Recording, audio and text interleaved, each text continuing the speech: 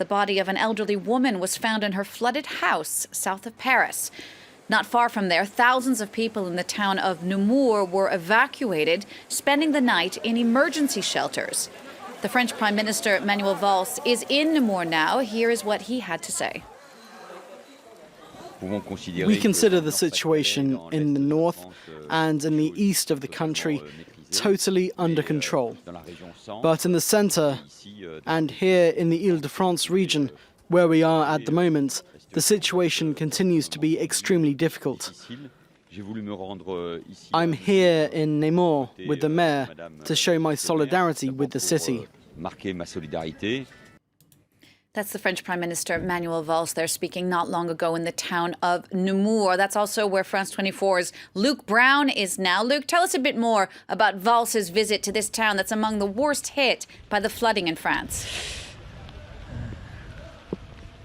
Yeah, it was a pretty flying visit by the Prime Minister here to Namur earlier this morning. He met with some of the displaced people, some of the people who've been evacuated, and then he came and took a look at the situation here in the centre of town, where, as you can of course see behind me, the town has basically been cut in two by the rising floodwaters. The message from the Prime Minister was one of solidarity and vigilant solidarity. Then that means paying tribute not only to the various emergency workers that have taken part in the evacuation, but also the various volunteers that have also really helped the people be evacuated, and really lending a hand to ensure that went well. Solidarity too also means the state setting up an emergency fund to really tide over people who have been affected by the floodwaters here in Namur and around the region. Vigilance too, the second part of his message, and that's because, as you can see, it is still raining pretty heavily here at Namur and across the region. That means that the floodwaters are likely to continue rising.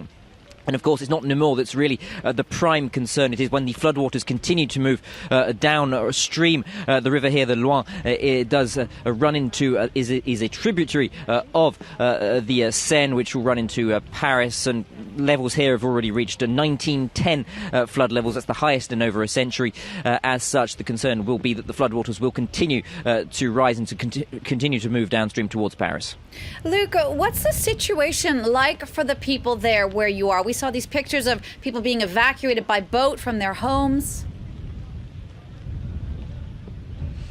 Well, I don't know if you can see behind me, but we are just seeing one more boatload of evacuees, or people leaving their homes, just arriving where we're standing. That's been the case throughout the morning, it has to be said.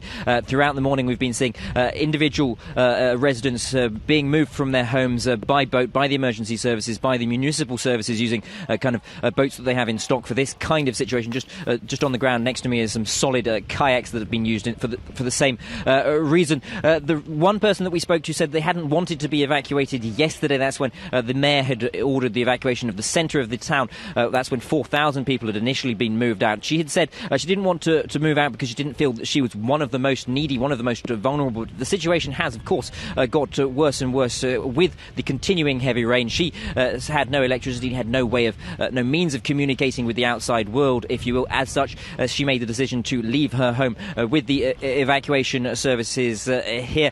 That's pretty much the case for many of the people here. Speaking to businesses too, many of them have been caught unawares by this downpour, and as such they'll be counting the cost, not only then material, but also a pretty distinct cost too on a human level, of people are really losing many of their belongings. All right, Luke, thank you for that. That's Luke Brown reporting for us there from Namur, France.